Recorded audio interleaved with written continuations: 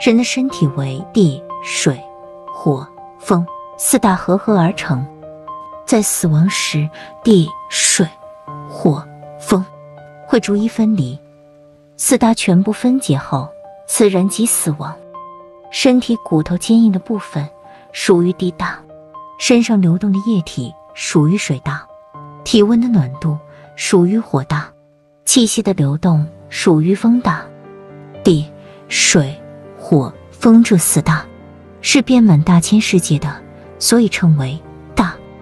人临终时，地大降于水大，这时人体的全身乃至于细到一个毛孔中，都遍满了重大压力的感觉，侵袭所有的五脏六腑，甚至所有的骨头肢节，都感受到巨大窒息压迫感。然而闷中痛苦的感受却无力说出，所以临终之人会有手脚抽搐、筋肉颤动的表现，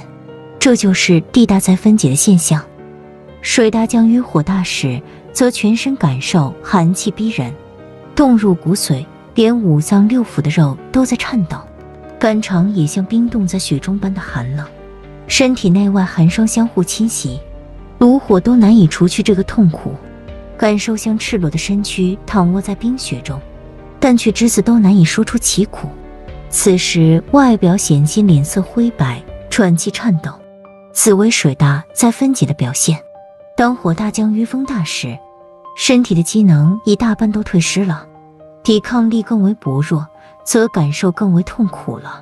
身体就像风柱长着火势般，炽热的大火焚烧着身体，五脏六腑、身体肢节就像被煎烤、蒸煮般的痛苦，全身肌肉筋节也像被枯挖切割一样，因为痛到极致而全身僵硬如木。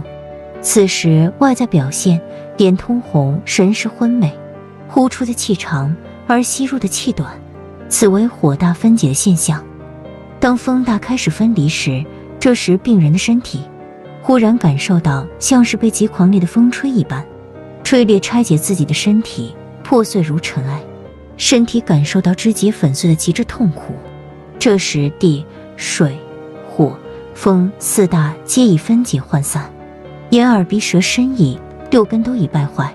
只剩最后的神识随生前造业的轻重，随业受报去了。